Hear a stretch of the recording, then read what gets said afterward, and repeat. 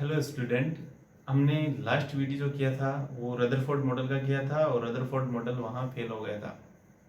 Rutherford model के fail होने के कारण थे कि इलेक्ट्रॉन, उन्होंने कहा था कि इलेक्ट्रॉन जो है वो एक सर्टेन ऑर्बिट में रिवॉल्व करता है। लेकिन मैक्सवेल थ्योरी ये कहती है कि जब एक कोई चार्ज पार्टिकल अगर न्यूक्लियस के अराउंड इस तरीके से रिवॉल्व करेगा तो वो अपनी एनर्जी को रेडिएट करेगा, और अगर इलेक्ट्रॉन इस तरीके से एनर्जी को रेडिएट करता होगा तो फिर वो अपनी कंप्लीट एनर्जी को रेडिएट करके वो न्यूक्लियस में कोलाइड कर जाना चाहिए। लेकिन ऐसा नहीं होता है और एटम डिस्ट्रॉयड नहीं होता है। यहाँ पे जब रदरफोर्ड को स्टेबिलिटी ऑफ एटम के बारे में पूछा गया तो रदरफोर्ड इसका सही से एक्सप्लेनेशन नहीं कर पाए। बस इन्हीं कमियों को दूर करने के लिए नेक्स्ट जो मॉडल आया था वो नील्स बोर का एटमिक मॉडल आया था, और उसमें इन्हीं कमियों पे फोकस्ड किया गया था और आगे अच्छे से स्ट्रक्चर ऑफ द एटम के बारे में बताया गया। और इसमें इन्होंने पहला पॉइंट जो बताया था वो पहला पॉइंट ये बताया था कि एटम जो होता है उसका एक कहीं ना कहीं सेंटर पॉइंट होता है और उस सेंटर पॉइंट को आप न्यूक्लियस कहते हैं। तो atom has a centre is called nucleus. Atom के पास में एक सेंटर पॉइंट होता है और उसको ही आप न्यूक्लियस कहते हैं। दूसरा इन्होंने कहा था कि इलेक्ट्रॉन जो होता है वो फिक्स्ड सर्टेन ऑर्बिट में ही रिवॉल्व करता है। तो electron revolves in fixed certain orbit. Electron जो है वो एक फिक्स सर्टेन ऑर्बिट में ही रिवॉल्व करता है। मतलब कि एटम जो है, एटम में जो इलेक्ट्रॉन जो होता है ना वो एक न्यूक्लियस के फिक्स डिस्टेंस पे ही आपको मिलेगा। ऐसा नहीं है कि इलेक्ट्रॉन आपको किसी भी जगह मिल सकता है। उसका एक फिक्स सर्टेन ऑर्बिट होगा, उस सर्टेन ऑर्बिट में या फिक्स डिस्टेंस होगी वहाँ इलेक्ट्रॉन मिलेगा। तो एक फिक्स सर्टेन जो इलेक्ट्रॉन है वो रिवॉल्व करता है एक फिक्स सर्टेन ऑर्बिट में with fixed energy and fixed velocity.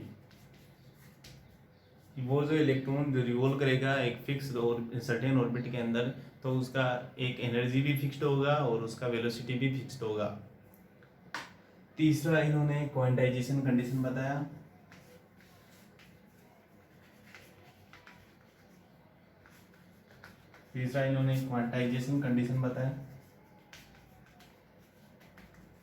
Quantization condition में इन्होंने बताया था कि जब कोई इलेक्ट्रॉन उस सर्टेन ऑर्बिट में ही रिवॉल्व कर सकता है जिसका एंगुलर मोमेंटम जो है वो इंटीग्रल मल्टीपल होगा h/2π के। मतलब इलेक्ट्रॉन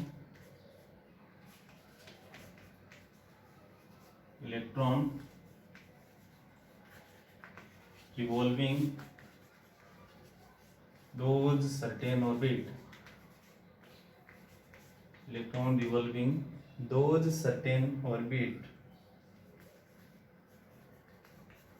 which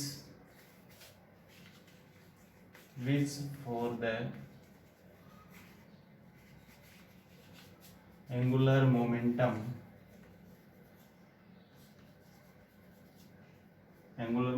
को हम L से रिप्रेजेंट करेंगे। Angular momentum is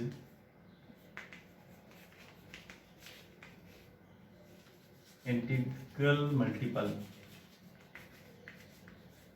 of NH/2π की क्वांटाइजेशन कंडीशन बताई थी। और इन्होंने बताया था कि एक इलेक्ट्रॉन है ना वो उन्हीं सर्टेन ऑर्बिट में है, उन्हीं फिक्स्ड सर्टेन ऑर्बिट में ही रिवॉल्व कर सकता है जिनका एंगुलर मोमेंटम जो है, जिसको हम L से रिप्रेजेंट करते हैं, वो एंगुलर मोमेंटम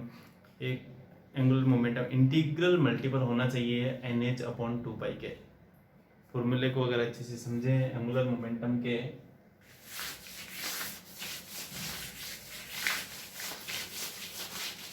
एंगुलर मोमेंटम तो बताया गया है L = NH/2π। यहाँ n जो है वो इंटीजर है, आप n को यहाँ इंटीजर लेंगे और n ही जो है वो आपका सेल नंबर है। अब सेल नंबर को अगर हम स्ट्रक्चर से समझें तो कोई एटम होता है, उसका न्यूक्लियस होता है और न्यूक्लियस के अराउंड में उसके सेल होते हैं। तो जो बोहर ने ये जो सेल बताए थे उन्होंने इस तरीके से बताए थे, जैसे मैंने ये 4 सेल ले लिए। उन्होंने पहले वाले सेल को कहा था के, सेकंड को बोला एन और थर्ड को बोला एन, एम और फोर्थ को बोला था एन। इस तरीके से ये फर्स्ट वाला सेल है, नंबर 1 सेल है, मतलब एन की वैल्यू यहाँ आ जाएगी 1।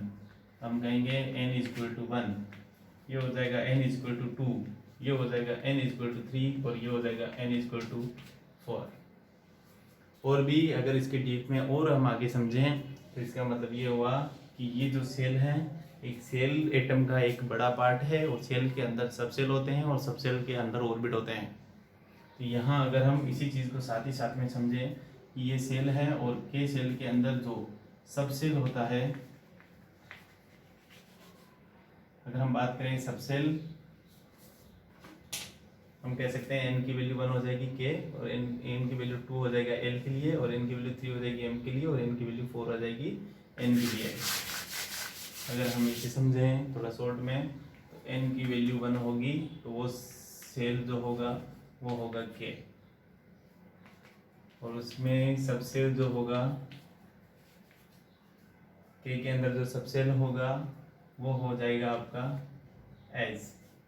फिर एन की वैल्यू अगर हम 2 रखते हैं तो हमारे पास में सेल बचता है एल और सब सेल हो जाएगा एस और पी। इसी तरीके से अगर एन की वैल्यू हम 3 रखते हैं तो यहाँ अपने पास में सेल का नेम मिल जाएगा एम और यहाँ हो जाएगा एस, पी और डी सब सेल। इसके बाद में अगर एन की वैल्यू आप 4 रखते हैं तो इसका मतलब एन की बात कर रहे हैं और यहाँ हो जाएगा एस, पी, डी और एफ। इस तरीके से हम एस, एस पी डी और एस पी डी एफ सब सेल के बारे में भी यहाँ जानकारी इकट्ठा कर सकते हैं। और अगर आगे देखें तो इनके अंदर ऑर्बिटल्स होते हैं जहाँ इलेक्ट्रॉन रहते हैं, ऑर्बिटल्स रहते हैं। या एस के अंदर आपको ऑर्बिटल्स जो मिलेंगे वो मिलेंगे 2, यहाँ सॉरी एस के अंदर 1 ऑर्बिटल होता है, एस के अंदर 1 है और पी के अंदर 3 होता है। इसका मतलब टोटल यहाँ ऑर्बिटल आपको 4 मिलेंगे। अगर एन की बात करते हैं तो एस के अंदर 1 होता है, पी के अंदर 3 होता है और टी के अंदर 5 होता है। इसका मतलब आपको यहाँ जो मिलेंगे वो मिलेंगे 9 ऑर्बिटल्स होते हैं अगर सेल आपको एम के बारे में पूछा जाए। अगर एन बराबर 4 की बात करें तो एस के अंदर तो 1 होता ही है, 1 + 3 + 5 + 7।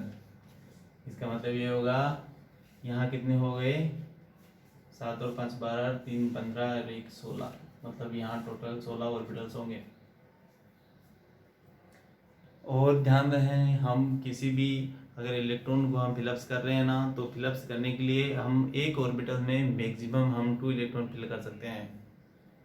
एक ऑर्बिटल्स के अंदर हम मैक्सिमम 2 इलेक्ट्रॉन फिलअप कर सकते हैं। तो अगर बात करें एस के अंदर हम कितने मैक्सिमम इलेक्ट्रॉन डाल सकते हैं, तो एस के लिए हम यहाँ 2 इलेक्ट्रॉन फिल कर सकते हैं। उसी तरीके से यहाँ पहले वाला जो सेल है उसमें अगर पूछा जाए कि पहले वाले सेल में आप कितने इलेक्ट्रॉन डाल सकेंगे, तो हम कहेंगे उसमें हम 2 इलेक्ट्रॉन फिल कर सकते हैं। अगर एल की बात करेगा तो हमें पता है कि उसके अंदर सबसे एस और पी है और टोटल ऑर्बिटल्स में 4 है। इसका मतलब हम एल वाले सेल में टोटल इलेक्ट्रॉन यहाँ पे 8 डाल सकते हैं। और इसी तरीके से अगर n बराबर 3 की बात करेंगे ना, तो m वाला सेल जो रहेगा उसमें s, p और d सब सेल है और टोटल अपने को पता है कि ऑर्बिटल्स इसमें 9 है, मतलब हम इलेक्ट्रॉन इसमें 18 डाल सकते हैं। और अगर n बराबर 4 की बात करेगा ना, s, p, d और f, इसका मतलब इसमें टोटल ऑर्बिटल्स जो है वो 16 है, तो हम मैक्सिमम इलेक्ट्रॉन इसमें हम डाल सकते हैं 32। इस तरीके से हम इलेक्ट्रॉन को फिलअप्स कर सकते हैं। और इलेक्ट्रॉन को फिलअप्स करने के लिए नील्स बोहर ने मैक्सिमम इलेक्ट्रॉन्स के लिए फॉर्मूला दिया था सेल के लिए 2n²। तो maximum electrons fill ups in the shell, और इसके लिए इन्होंने फॉर्मूला दिया था 2n²। Where is n, that is shell number. n यहाँ पे क्या है, सेल नंबर। अगर हम बात करें यहाँ पे, ये न्यूक्लियस हो गया, ये इसका के वाला सेल हो गया, एल सेल हो गया, एम सेल हो गया और ये एन सेल हो गया। तो के, एल, एम और एन, यहाँ पे एन की वैल्यू कितनी है अपने पास में 1 है, यहाँ एन की वैल्यू 2 है, यहाँ एन की वैल्यू 3 है और यहाँ एन की वैल्यू 4 है। तो अगर हमें पूछा जाए कि एम सेल के अंदर मैक्सिमम इलेक्ट्रॉन कितने फिलअप कर सकते हैं, तो how many fill ups electron in M shell, कितने फिलअप्स कर सकते हैं। तो अपने पास में फॉर्मूला है 2n स्क्वायर, 2n स्क्वायर। तो यहाँ n की वैल्यू कितनी मिल रही है, m के लिए n की वैल्यू अपने को मिल रही है 3, हम लिखेंगे 2 इंटू 3 का स्क्वायर, इसका मतलब 3 का स्क्वायर 9, 9 इंटू 2, मतलब हम m वाले सेल में मैक्सिमम हम 18 इलेक्ट्रॉन फिलअप कर सकते हैं। तो इस फॉर्मूले से भी कर सकते हैं और हमें पता है कि हम हर ऑर्बिटल्स के अंदर 2 इलेक्ट्रॉन मैक्सिमम डाल सकते हैं और हमें पता है ये n की वैल्यू 3 है। यहाँ अपने को पता था इसके अंदर सब ऑर्बिटल s था, सब सेल s था और इसमें s और p था, इसमें s, p और d था, इसके अंदर s, p, d और f था। इसे हमने कहा था s के अंदर एक ऑर्बिटल होता है, p के अंदर 3 होता है और d के अंदर 5 होता है। इसका मतलब यहाँ टोटल कितने ऑर्बिटल्स बन गए, 9 ऑर्बिटल बने थे, 9 ऑर्बिटल बने थे और हमने कहा था कि एक ऑर्बिटल के अंदर आप मैक्सिमम 2 इलेक्ट्रॉन डाल सकते हो। तो यहाँ 9 ऑर्बिटल है, इसका मतलब यहाँ हम टोटल इलेक्ट्रॉन कितने डाल सकते हैं, 18 इलेक्ट्रॉन। तो इसका मतलब ये वाला फॉर्मूला बिल्कुल करेक्ट था और हमने एम सेल के लिए सीधा अगर निकालना है अपने को तो हम ऐसे निकाल सकते हैं। बाकी इलेक्ट्रॉन का डिस्ट्रीब्यूशन जो होगा ना, तो एच में 2 इलेक्ट्रॉन चले जाएंगे, पी में 6 इलेक्ट्रॉन चले जाएंगे और डी में 10 इलेक्ट्रॉन चले जाएंगे। इस तरीके से 18 इलेक्ट्रॉन फिलअप्स हो जाएंगे। ये सारी चीज़ें बताने के बाद में और भी इन्होंने आगे इलेक्ट्रॉन के बारे में बताया कि जब वो रिवॉल्विंग करेगा तो एक फिक्स सर्टेन ऑर्बिट में करेगा, इसका फिक्स एनर्जी होगा और वो फिक्स वेलोसिटी से करेगा। उन्होंने बताया कि जब अगर इलेक्ट्रॉन रिवॉल्विंग ही करता रहेगा ना, तो उस टाइम वो ना तो कोई एनर्जी को गेन करेगा, ना ही एनर्जी को वो रिड्यूस करेगा, रेडिएट करेगा। तो इस तरीके से जो इलेक्ट्रॉन जो होगा वो कभी भी अपनी एनर्जी को रेडिएट नहीं करेगा और वो एटम कभी डिस्ट्रॉयड नहीं होगा। इसके बाद में इन्होंने जो सेल था, सेल को इन्होंने फिक्स्ड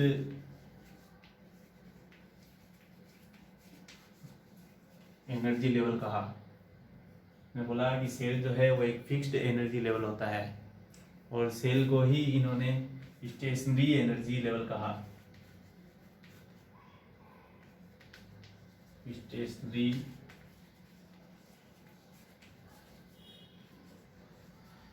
एनर्जी लेवल का, स्टेशनरी एनर्जी लेवल का मतलब हो गया कि इसकी जो एनर्जी है ना वो स्टेशनरी रहने वाली है। तो इस तरीके से मैं अगर इसका क्विक रिवीजन करवाना चाहूँ ना, तो इसमें क्या करना है अपने को,